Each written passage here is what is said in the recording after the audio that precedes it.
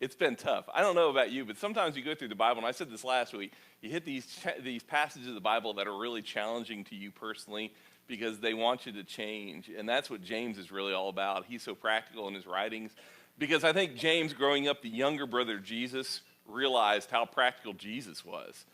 Jesus didn't add a lot of extra rules to life. He made life pretty simple, although it's pretty hard because we have this barrier of sin in our lives. But today we're going to talk about the strongest part of you, and it's not always the best part of you because it's the tongue. And that's a tough section for all of us, I think. The tongue is one of those things, like if we could just skip over it, we would. But this series is on life hacks, and what are life hacks? Life hacks are things that help us, techniques that make some aspect of our life a little easier, a little bit more efficient, and that's what we've been trying to do. I think sometimes we go to church and you come away like, okay, what did that do for me? It didn't do anything because I didn't get anything for my day-to-day life. And hopefully you're walking away from these days going, wow, that really set in what we need to do. Because that's how James speaks. And James, once again, being the practical little brother, half-brother of Jesus Christ, he understood quite a bit about what Jesus wanted and how Jesus lived. And so we're in the book of James today, and we're going to be talking about the tongue. And that's one of those things, when you start talking about that, what you have to realize right off the bat is the tongue is very powerful. And when we talk about being powerful, the tongue can be used for good or for bad, can it? And when we talk about this, it's one of those things where I want you to think for a while before we get into our passage. We're gonna talk about this a little bit, but the tongue can be embarrassing. I don't know if any of you guys have been in those situations, but I have in my life. And maybe you've seen others who do this. You know, you walk up to that lady that you thought was pregnant and go, hey, what do you do? And she's like, what baby? You know, that's awkward, and you just walk away. Walk away quick. Or better, this is even worse. Like, you walk up to some lady who has a baby, and you're like, oh, how old is he? And she's like, it's a girl. Can't you see the pink beret? And like, no, I missed that one, but she looks a lot like a boy, you know. And those are some awkward situations we get into in life. And we say things that, in fact, yesterday we were at a memorial service, a funeral, basically, for one of Sheila's relatives. And her uncle, he's got reasons why he did this, so I'm not faulting him at all, but he kept getting his mind, he's had an aneurysm and a stroke, so he can't speak clearly, and sometimes the words don't come right, but he kept telling people he wanted to meet his brother's wife. Sheila's not his brother's wife, Sheila's his niece, which is his brother's daughter. And it was a little awkward at times when people came up and go, so you're his brother's wife? And I'm thinking, like, she's not even close. Her dad was a lot older. And so that's sort of awkward situations. You get in those things that are embarrassing. And I don't know if you've ever had one of those embarrassing moments. I remember in my life, you talk about an embarrassing moment. Have you ever sat in church and had thoughts in your mind? No? You guys are all thoughtless, huh? Okay. I've done this before, and I don't know what happens. I don't know if I had a problem or what. But I remember sitting in church a couple times, and right in the middle of church, like something hit me in my mind, and I just blurted it out. Oh, don't do that. That's not a good idea, okay? And then I had to look over at somebody and go, did I just say that? Because it was sort of, shouldn't have said it anyway. So it's one of those things. The tongue gets us in trouble, but the reason it gets us in trouble is because the tongue is really powerful. Think of those times when just a few words changed everything. Now, for some of you, it's going to be a long time to think about this because you've been around for a long time. But think about words like the first time you told somebody, that significant other, I love you. You want to talk about a couple words that change a relationship right away. Those are big words. Now, sometimes maybe you're the kind of people that throw it out there. I'm not. To say I love you is a big deal. and it does change relationships. How about this? The first time that someone that you've been at odds with says, I forgive you.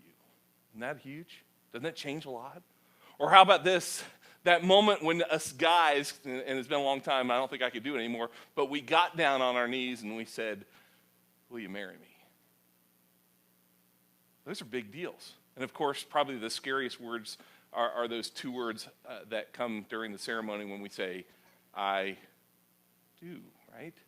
Because those can be scary words. And they change a lot of things, and that's the power of the tongue, and it really does. But here's what we know about life. You experience life, and catch this, I don't know if you've ever thought about this, but you experience life through words. You do. You experience life through words because words have shaped your identity. You probably right now, if you're sitting here and you ever had a dispute with somebody or somebody called you a name or whatever, their pictures are still coming up in your mind. It could have been a third grade bully, but you still remember that. Some of you, it's scary because it's your parents that said words that really shaped who you are. Maybe they told you were stupid or something hurtful. I remember a young man, when I was a principal, I had a young man who spent some time with me in my office because I'm the principal and he was who he was. But this one day, this young man named James came into my office, and he was all of, I think, third or fourth grade. He'd gotten in trouble for just goofing around in class, and I said, James, why are you here? And he said, well, because I'm a bad kid. He said that to me. He didn't say, this is what I did. He said, I'm a bad kid. And I said, you are? Who told you that?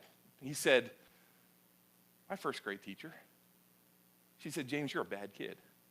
And he said, so I just got to do the bad things in life. And I thought, how powerful. The words we have shape who we are, and we are experiencing life through those because we become what they are. And not only do our words shape who we are, but your history, your history has been shaped by words. The things we do and the things we are, the things we become. In fact, I hate to be a cliche, but we are the words of our forefathers. Take a look at this real quick.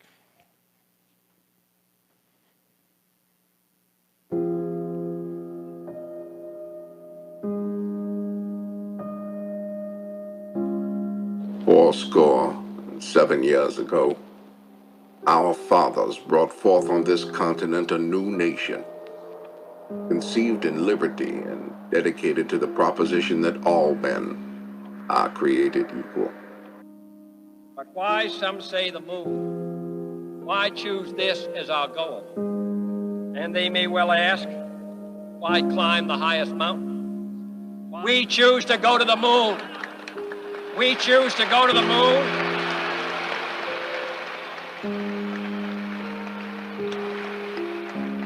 We choose to go to the moon in this decade and do the other things, not because they are easy, but because they are hard. General Secretary Gorbachev, if you seek peace, if you seek prosperity for the Soviet Union and Eastern Europe, if you seek liberalization, come here to this gate.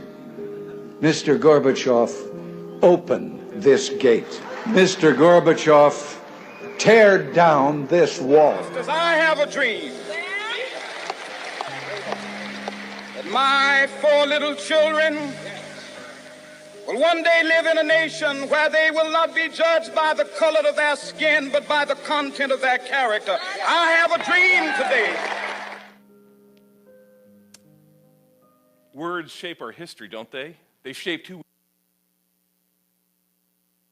you may not like all the words that were said. Those words were all profound in those speeches that I just put there. Of course, the first one was Abraham Lincoln, and he wasn't alive to actually get a real recording of him. That was somebody voicing over his. But he gave us that Gettysburg Address that gave us the whole progress for our nation to be free and be united, to heal the wounds between the North and the South, to no longer kill brother against brother, but to stand firm, united together, because a nation divided cannot stand. He knew that.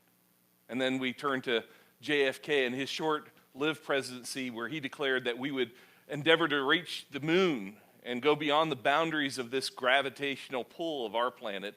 And yes, that changed everything because he opened up the door for technology. You see that cell phone you have in your pocket and some of you have in your hand right now wouldn't be possible without that race to space. And even the modern travel and things we do, that's all because of him. Ronald Reagan, he reshaped everything because the day he made that speech, all the atlases and it had to be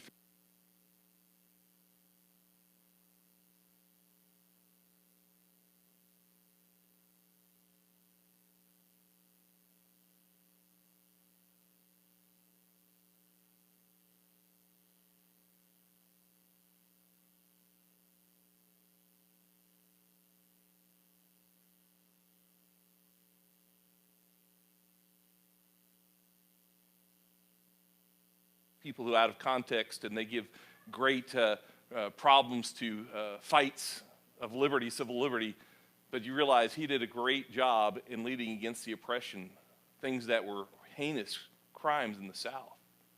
And that's a shame. But all these shaped who we are as a nation. And as we've just come off this 4th of July celebration, really these are the people we celebrate more.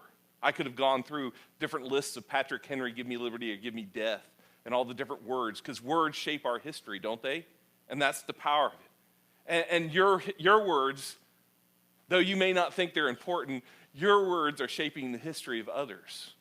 They really are. I see all these young kids around here today, and it's going to be the words of their parents, the words of their Sunday school teachers, their youth pastors, youth workers, and even the preacher that are going to help shape them, their school teachers.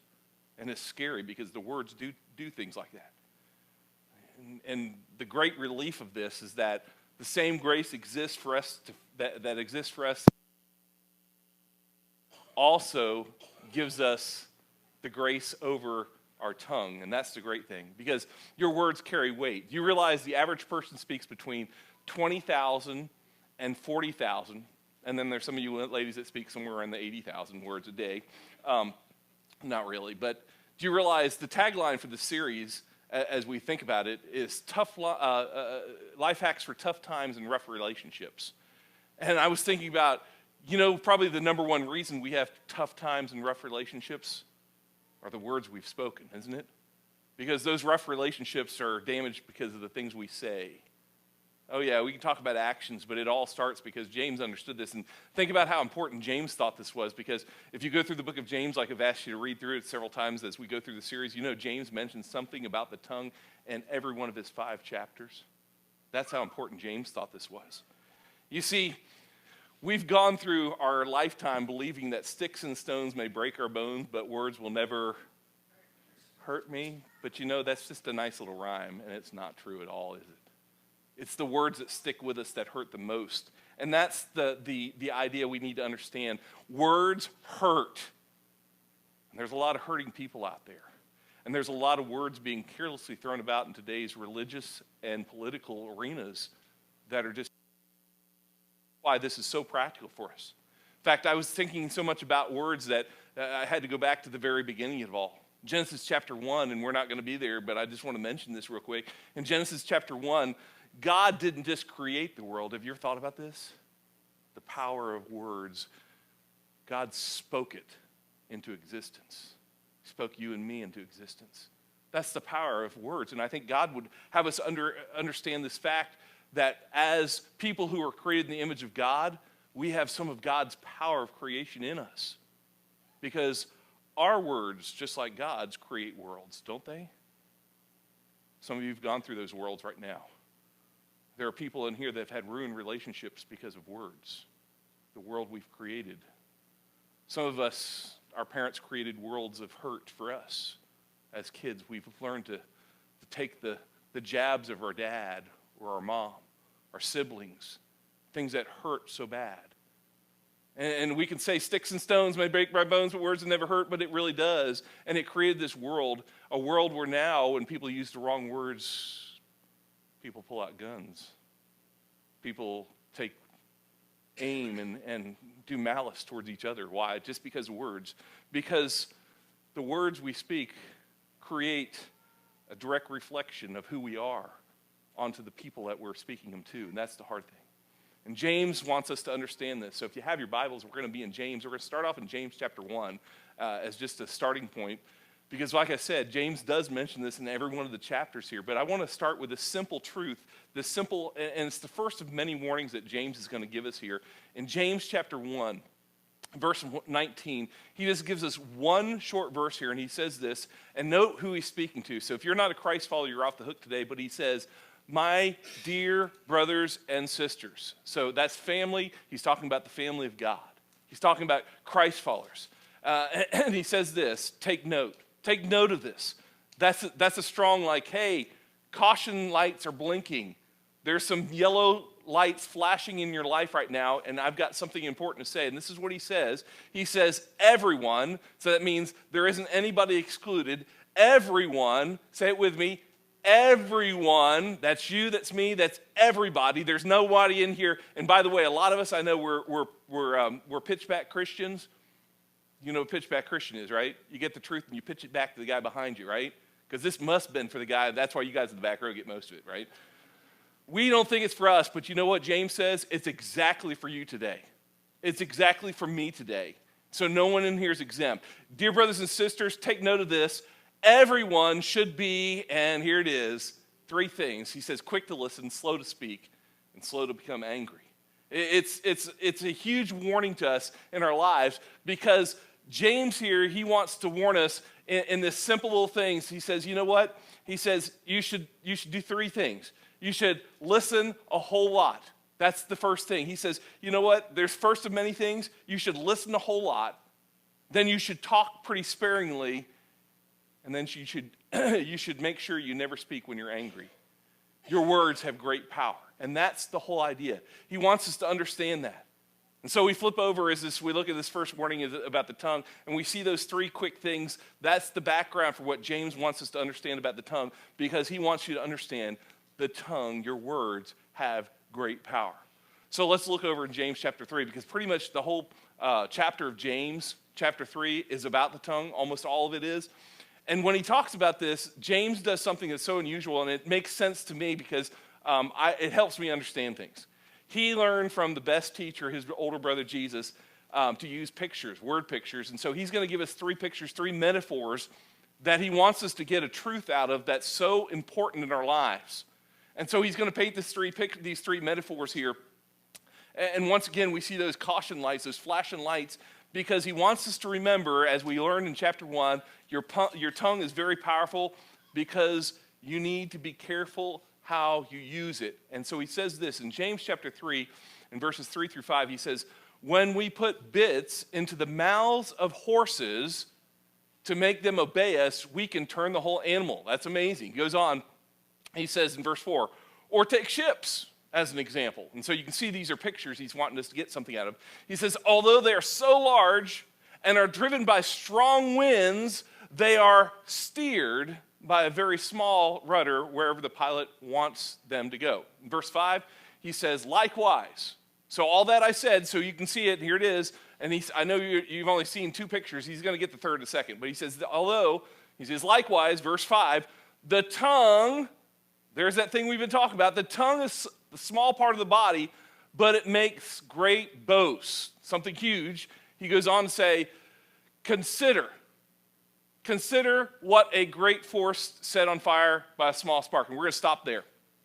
Now, let's back up here. James has got a point to make in these first 2.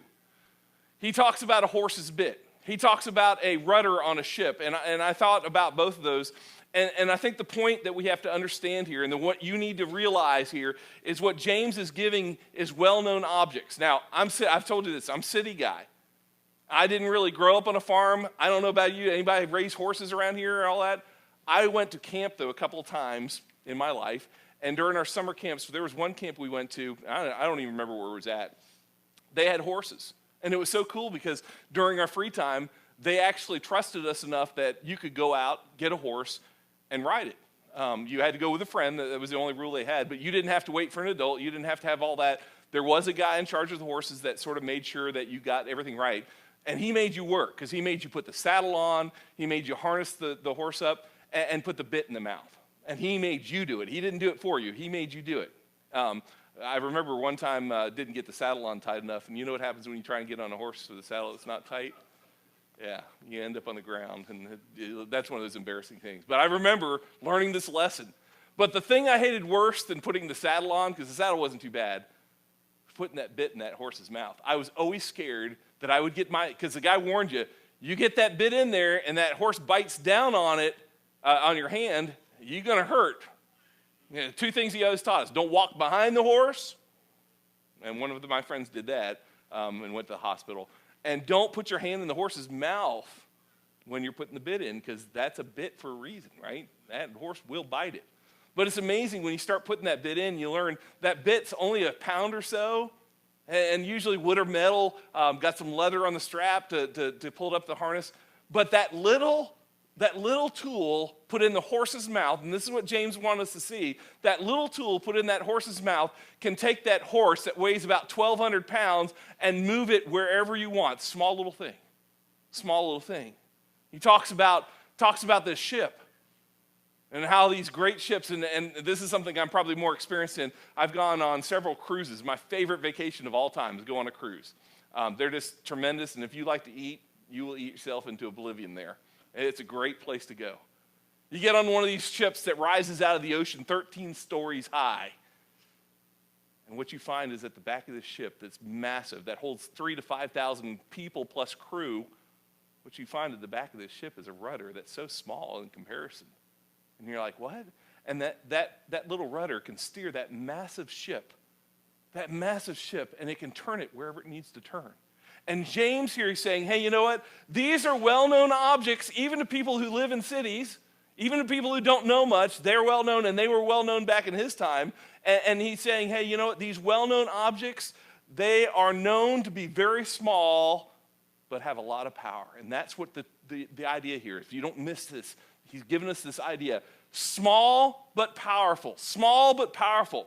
And what he wants us to see is that your tongue, on the inside of your mouth, it drives your entire life. It does, doesn't it? It's the words you say that helps you get the job you got. Some of you guys use your mouth for a living. Teachers, preachers, good grief. And yet, it's our mouths that really steer the relationships of our lives. It's our mouths that steer everything about us. Because here's what I do know. When I keep my mouth shut, I usually don't get people upset at me. Same for you, too. And that's the truth. As a kid, my dad taught us, hey, children are to be seen and not to be heard. And that's not a great statement, but he always said that. And what he was trying to teach me is keep my mouth shut because I shouldn't get out of control. That's the truth. And I learned that I got in a lot less trouble as a kid when I was quiet than I did when I made noise. That was true. You see, your tongue, and this is the way James would tell us, in modern vernacular, he's saying your tongue is the steering wheel of your life. It is. Your tongue is the steering wheel of your life. And some of us, unfortunately, some of us are letting our tongue steer our life without any kind of control, without any kind of proper guidance. And that's super dangerous. I thought about it. It'd be like you and me getting in a car. Get in a car with me, and we're going to ride down, I don't care whatever road you want to pick. You can pick the biggest road or the smallest road. But as we're riding down, doing the speed limit, not 1 mile over the speed limit, not 1 mile under, but all of a sudden I look at you and go, hey, you know what? This is so cool. Watch what I can do. And I take my hands off the steering wheel. And you say, that's not a big deal. Yeah, it wouldn't be for a little bit, but I'm going to not use my hands for the rest of the trip. You see, no matter what road you get on, and this is true, you know this to be true, no matter what road you get on life, if you don't put a little bit of control on that steering wheel every once in a while, you are going to crash. And you know what James is trying to help us understand? The tongue, when it's not controlled, will destroy you. It will cause your life to wreck. And that's the truth. And that's where we have wrecked relationships. We have troubles. And that's why there needs to be a life hack in our life. That's where it's at. See, when we drive without our hands on the steering wheel, we know we're headed for doom. And yet we get out every day and we say things that we think are funny. We say things that are hurtful. We say things that are thoughtless. And that's a tongue that's driving our life without any control. And that's tough. It really is. See, you can let your tongue go for a while, just like you can let a car go for a while without any kind of control, but eventually it needs some direction. And James is telling us we have to be careful because if you let your tongue drive your life without any control, you're going to crash and burn, and that's the truth. He says there in verse number 5, consider, back it up. Consider what a great forest is set on fire. And this is going to get even more intense here. Okay, he's told us about this horse's bit. He's told us about the rudder. Now he says, consider what a great forest. Okay, I'm going to replace that with the Uwari forest, right?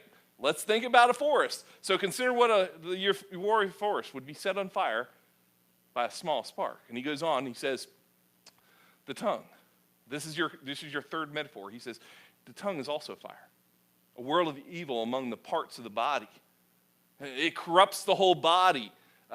With the whole, as he goes on, he says, it sets the whole course of one's life on fire and is itself set on fire by hell. Wow.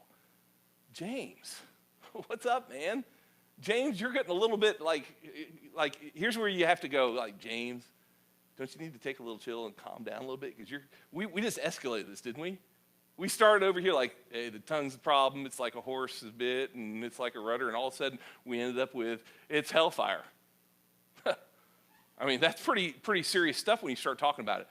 He's not blowing it out of proportion, by the way. James isn't going, hey, I just thought I'd shock you into reality. That's not what he's doing at all. James is really saying, hey, you know what? Just like fire, your tongue creates small sparks with words. And that's where he started there. Think about that, what he said in verse 5. Consider the sparks. Remember that Uwari forest? It's a spark that sets the forest fire. And we see this all the time. I mean, how many years have we watched California every summer just about on fire? I remember in the late 90s, we were living down in Florida, and there were fires burning out of control there. I remember we had students in our school that had to evacuate their homes because fire had gotten within a couple of feet of their homes, and some of them wouldn't leave. Their parents were out with their home hoses trying to hose off their fires. It's just gotten out of control. You could drive up and down 95 from Daytona Beach to Jacksonville and look one side or the other, and what you'd see is scorched earth. Trees, there were no trees. There were just burnt stumps. And the smell of smoke, you couldn't go out and do anything outside because there were so many air warnings. In fact, last week, if you didn't notice, we had a lot of smog here in our area.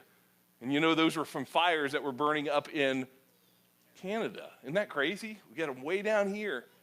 And that's what the devastation of this fire is. And that's what the picture James is trying to get us to understand. And he says, those small sparks from our words, like the tongue, burn huge, and those small sparks can burn down the whole forest. And that's what he wants us to understand. He wants us to look at that. And I was thinking about this, and I don't have a great illustration today, but I picked up this matchbook. For those of you who can't really see, it's really small, isn't it? And that's the idea once again. It's really small. But inside this matchbook with these matches here is enough power for me to go out and start a fire. A fire that we would all be nervous about, wouldn't we? See, this matchbook taken out into the trees of the Uwari forest or anywhere near your house, lit wrong and let go out of control, would start a fire that would affect us so much. And that's what James is saying. We know that to be true. Don't play with matches. Anybody, their parents tell you, don't play with matches? Yeah, I used to hear that. And that's true. But we should have been saying to our kids, hey, don't play with words. Because sticks and stones, they do break your bones. And they do hurt you. And you may not think so, but they're that spark. And that's what James is saying. And he's saying you can start fires with your mouth that you cannot extinguish with your life. Did you get that? You can start fires with your mouth that you cannot extinguish with your life. And you know what? Some of us, we've had those relationships with friends. Some of you have had marriages end because people set fires in their marriage. You see, parents, your first couple of years with your kids, you can say things you think are going to be hilarious, but you know what? You're going to burn that kid's life down, and when they're 20, 30 years old, you know where they're going to be? They're going to be sitting on somebody's couch talking about how their mom, their dad scarred them for all their life. And you may think it's hilarious, but it's not. Some of us in this room, we're still reeling from things our parents said. that were hurtful. Some of you have rough relationships with family members because of that. Some of us, hey, you know what? You get a marriage that ends, you know why? Because in the first couple of years, you said stupid stuff in your marriage. Especially us guys. For some reason, guys, we have trouble saying the wrong thing. You say the wrong thing, you can laugh all you want to about it, but a wrong thing said is like a spark of fire that can burn down everybody in its path, including your wife. And that's what James wants us to understand. This is a serious deal. He's saying your tongue is really powerful. I heard this story about this guy. I thought this fit in so well. He was watching the DIY network, and if you don't know what that is, it's the do-it-yourself network. Now, I watch probably more HGTV, which is similar, but this guy was watching it, and it was his family. First of all, he was doing it when nobody else was around. Wives, don't let your husbands watch shows like that when you're not around, because they will do stupid, as you can see in the story. So this guy's sitting there, and he's watching the show, and they're talking about lawns, and he wanted to have a nice lawn, and he'd been doing all kinds of stuff, the fertilize and all that kind of stuff. But they said, here's one way to help you have a great lawn. They said, early really at the end of winter, as it's going into spring, before really the first buds, before the grass turns green again, it's sort of brownish because the winter is sort of chilled it down.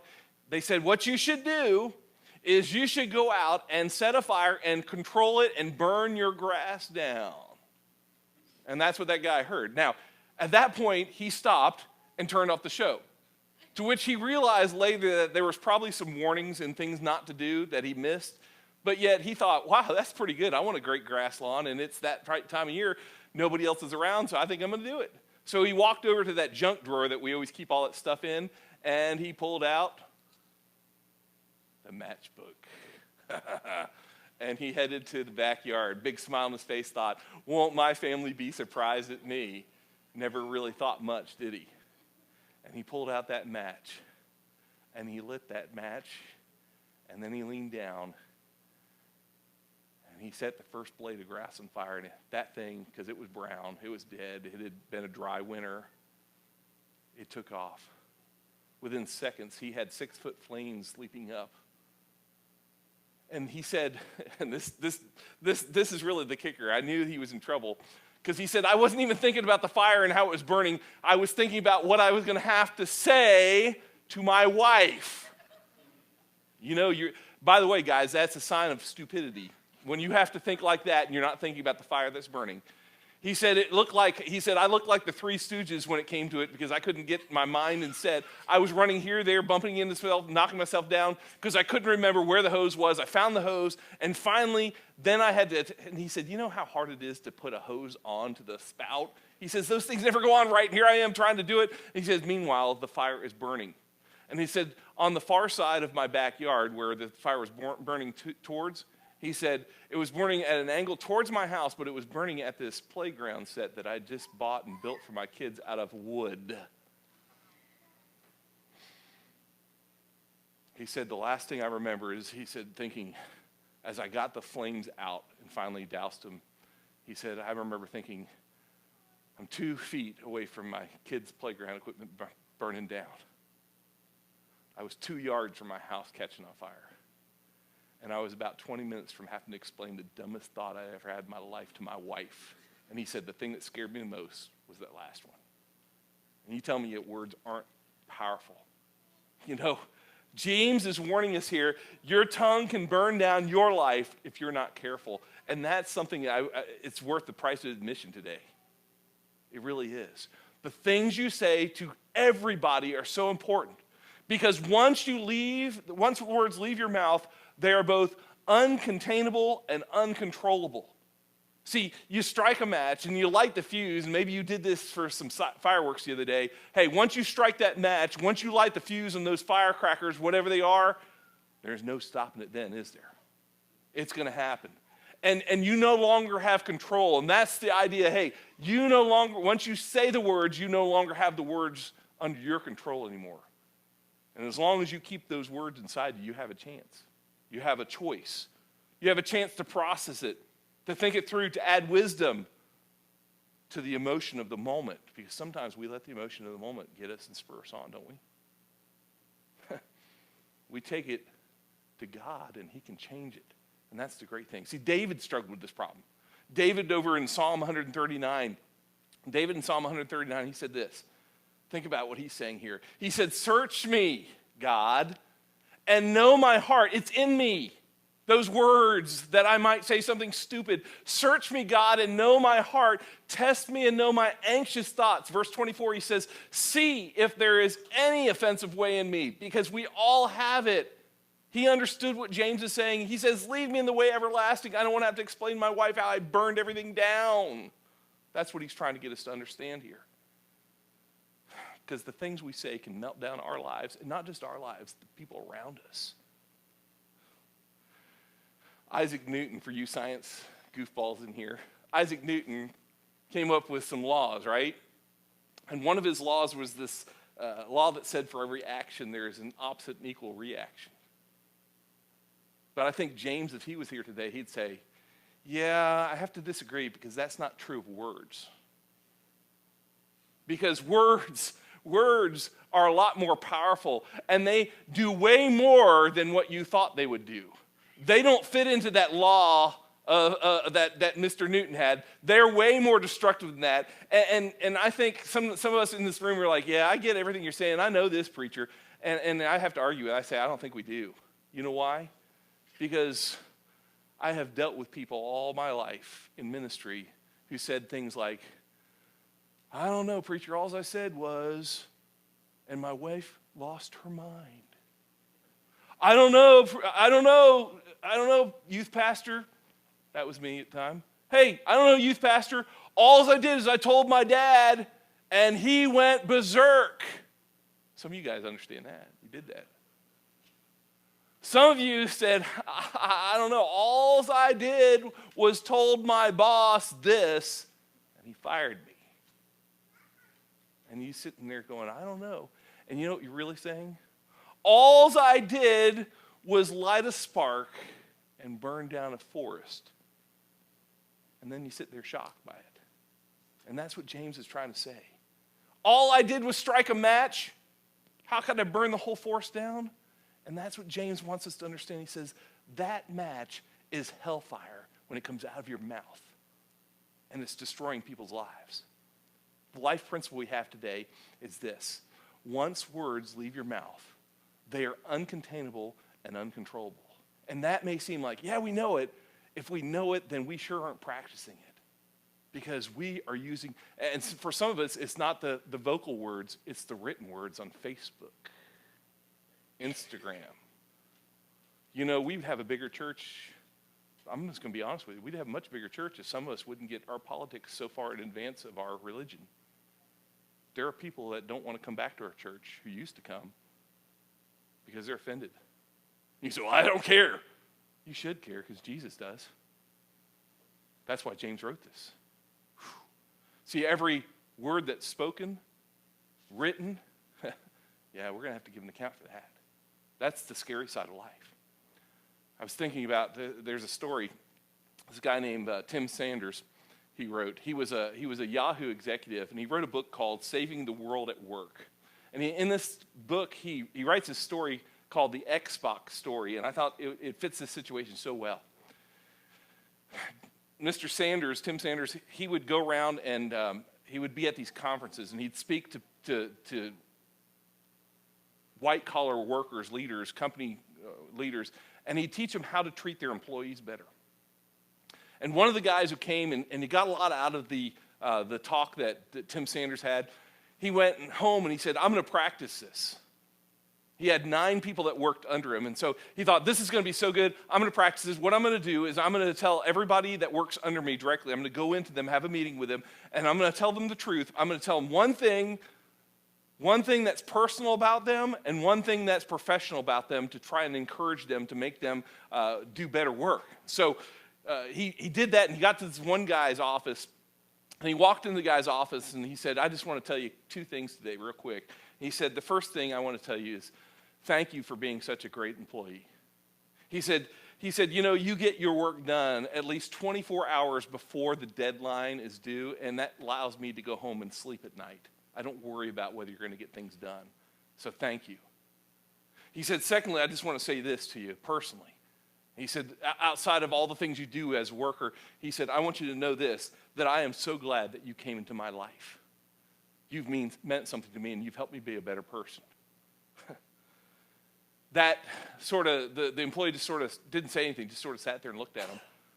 It was sort of strange, but they went about, he thanked him for the time, and then went on to the next guy. Well, a couple days later, that employee that he just had that talk with showed up at the office, and he had this big box wrapped up, bow on it and everything. And it was a little odd and strange, and he came walking into his boss's office, this guy that just came and told him these couple things a couple days ago. And he walks into the office, and he hands him this box and says, here, thank you, this is for you. And the boss sort of looked at him funny, because this kind of stuff doesn't happen in the corporate world. It just doesn't, okay? And he's sort of like, okay, thanks. And so he opened it up, and inside was a brand new Xbox. The guy was like, okay, strange gift. Thank you. Appreciate it. And so he began to ask the guy, why? Why did you get me this Xbox? The guy looked at him and he said, well, I just want you to know that I've been through some of the roughest parts of my life lately. And when you came in the other day, you changed how I viewed life. Tim Sanders writes the rest of the story, you know, how Paul Harvey always tells you the rest of the story. He finds the rest of the story, and he says, after digging and things like that, what they found is that the employee who had bought the Xbox for his boss, he had used the money from a sale of the handgun he had bought to kill himself, to buy that Xbox. Don't tell me your words don't have meaning. See, your words contain life or death. And that's the whole idea here. Your words in any given moment have the power of life and death in it. The author of Proverbs, over in Proverbs 18, we've looked at this before in other messages, but Proverbs 18:21, the Bible says, the tongue has the power of life and death, and those who love it will eat its fruit. Your words are powerful. That's what James is saying. But what's strange, if you go through all these things that James says, James doesn't really give us life hacks. He doesn't go like, here's how you do it. He just sort of stops there with this definition. But I didn't want to leave us incomplete because our series is life hacks. So here we go. I'm going to give you 3 things that you need to know today. And this is it, and we're going to be done. 3 life hacks real quick. And the first one, before I get to it, I don't want to be offensive, but the first one, it's deep theological. Your mom probably told you never say this, but shut up. That's number 1. Shut up when you're angry. Really, if you go back to James chapter 1, verse 19, this is where this comes from. We need to be slow to anger. Basically, shut up when you're angry. I was thinking about this. When you talk about this shut up principle, it was something in my life that I had to go through. My early years as a coach in sports, I was coaching basketball down in Florida. I had gone and I had a good team, but they weren't playing up to their level. And we were facing a guy that it was a non-conference matchup. We were just fit them in because, well, hey, they were good competition. We wanted to play them. It was actually the school that, I was trying to think of the guy. He came out of a real tall guy that used to play in the Boston Celtics. Taco Falls. It's the school that Taco Falls played for in high school. We were playing them. And some of you guys are like, I don't know who Taco Falls is. He was a big, tall guy, like 7'4", something like that. We were playing them. And I knew their coach. He was a youth pastor, and I was a youth pastor. And we got along good up to that game. What happened was, during the game, the coach and some of the fans were sitting right behind us. It was one of those weird places we were playing. And they had people like sitting right up against our bench, and they were saying nasty things. Saying things, rude things about our families.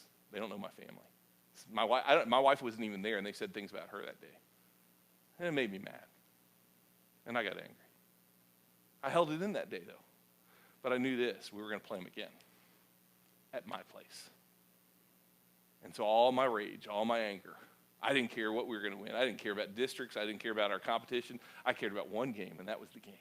I bred anger into my players. I bred hate into my players. And sure enough, the game started, and we came out on fire, and we lit them up. And that's all I could figure out was I need to say more. And so every time we did something, I looked over that coach, and I did things I wasn't supposed to do. I said mean, angry things at him because he had said mean, angry things before. I was doing all kinds of hateful things, and yeah, we were winning. But I looked like a jerk. And I remember my assistant coach came over, and he said, calm down. And I said, sit down, be quiet. And finally, it was getting out of hand so much that, like, even the referees were telling us to be quiet because I was yelling at the guy. And finally, assistant coach got up and called timeout. Told the guys are fine. He told the guys to go over and huddle and get some drink. He looked at me. He goes, what are you doing? What are you doing? What are you doing? And then he started explaining how the guys are seeing me coach them, and I'm being a jerk, and I'm being angry, and I'm making the other youth pastor, and we're both youth pastors, and we're not just coaches, and here we are being angry with them, and we got our teams angry with each other, and it carried over because I had such an influence after the game was over. A couple of my players went out and confronted a couple of their players in the parking lot, and you know how that goes. And you know what he was telling me that day? We called that timeout, and you know what he was telling me? Shut up when I'm angry. Shut up. And you know, I hate to say it, but one of the most pastoral things I can tell you today in your life when you get angry, shut up. Shut up. That's what James would tell us. James 1:19. Slow to anger. Hey, there are things that we can be righteously angry about, but in our lives, most of the time, it's just pure anger, and that kind of pure anger is wrong. That pure hate. And that's, you know, we got to stop this stuff. The world, our world, our culture, the United States of America politically, somebody needs to say, shut up. Because Democrats are angry, and the Republicans are angry, and people who don't care are angry, and it's burning us all down. That's the truth. You say, well, hey, you know what? I'm just speaking the truth. That's our excuse, isn't it? I'm just saying what the truth is. I'm just being honest. Hey, you know what? When your wife says, does this dress make me look? Shut up. Don't answer that. That's not something you should be. See, here's what, in our warped sense of mind, we think honesty is the best policy, and it is, but here's what honesty is. Honesty is not saying everything that's true all the time. Listen to me. Honesty is not saying everything that's true all the time. Here's what honesty is. Honesty is making sure that everything you do say is true. And there's a huge difference from what I just said. And if we want to be practical today, we need to shut up sometimes. Number two, the second one, is not to shut up, but speak up. Speak up while you have the time. And I think this is so important. Yesterday, we had a memorial service. We spent the whole day in the car and got back late last night and tired a little bit, but it was good. But you know what I was thinking about funerals? Because I've done quite a few funerals since I've been here and got to go to one yesterday. And here's what's great about funerals. You know, at funerals, people speak the truth about you, don't they? And what I know about funerals is people say things at funerals that they haven't said all their lives to that person. And I think that's great, but I also think it's sad. Because we have to wait till somebody dies to tell them what they really mean to us. And this is what I mean. Hey, some of us, we need to speak up while you still have the time. Every Mother's Day, every Father's Day, I get a little bit emotional. And I just be honest with you, some of you young people, I get that sometimes your parents make you upset. Sometimes you get frustrated with them. Sometimes you don't want to be around them. I get that. I really do. But you know what I don't get? Is how you treat them. Because I cannot talk to my mom or dad anymore. They're both dead. And I miss them. And I don't want you to wait until it's too late to speak up. Speak up to them. Because, hey, you know what? It's the best time. And let me just say this on a side note. You know who has struggles the most with this? Guys, once again. All you guys in the room. We tend to say things like, well, they know I love them. They know what I think of them. No. You know what, guys? We need to be the loudest voices in our houses, and I'm not talking about volume, I'm talking about value. We need to say things that build our wives up. That's your job as the husband, the planner. Say things that build your wife up. Say things that build your kids up. Hey, it's easy to say anything that'll burn them down. We've talked about that. But if you want a real life hack, speak up while you have the time. Because your kids are going to grow up and walk out those doors real soon. And you won't have the time to tell them the things that are important. Don't lie to them. Don't make up things that aren't true. but encourage them in the right way. Don't burn them down so that years down the road they're having to listen to a preacher tell them the same thing. Encourage them the right way. So shut up, speak up, and then the last one, clean up. Clean up what you burn down. Clean up what you burn down. I think when we speak words and burn someone to the ground, down to the ground, the least that we should do, the least that we could do, is to step back and take ownership of the fire that we do. When you burn somebody down with your words, hey, you need to take ownership of those words. I think that's why the social media thing's been the rage, because you can say anything you want and you're not held accountable for that. We had a president that did that for a long time, didn't we? We need to be accountable, and we as Christ followers more so than anybody. I don't expect presidents who aren't Christ followers to do that, but I do expect us as Christ followers. And that's what James would tell us. Hey, you know what? You need to do some cleanup work here. Clean up what you burned down. And the question is, how do we do that? How do we do that? Well, I would say you 3 steps here. If you're going to clean up what you burned down, first thing you have to do is you have to own up to your side of the fire. I know my dad always said it takes 2 to tango. I understand that. But you know what? You need to own up to your side. And which leads me to the second thing. When you own up to your side, once you own up to that, stop talking.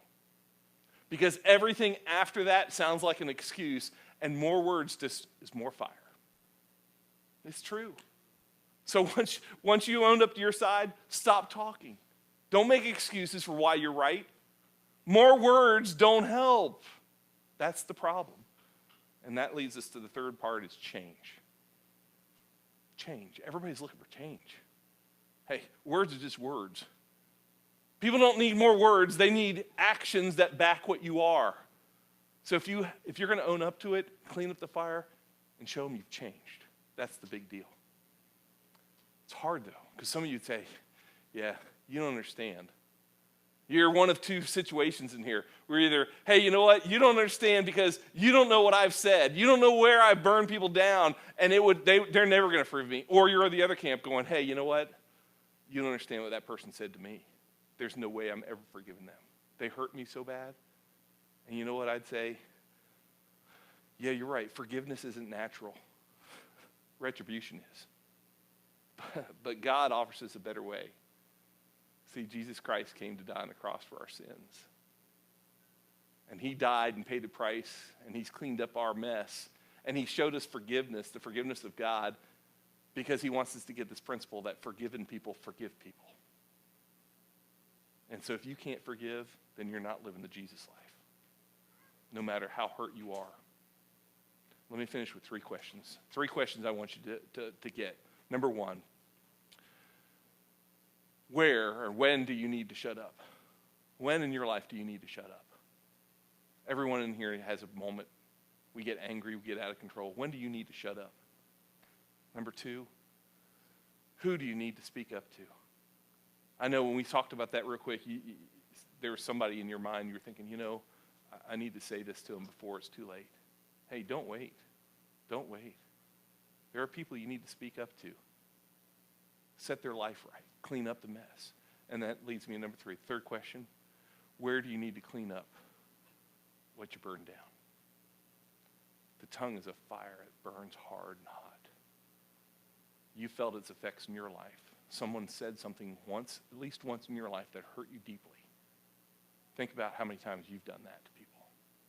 There are people in this room that are hurting because of things you've said. And you say, well, I didn't think it was a big deal. It's the truth. Hey, stop hiding behind excuses. Own up to what you did. It's time to clean up and live as Christ would live.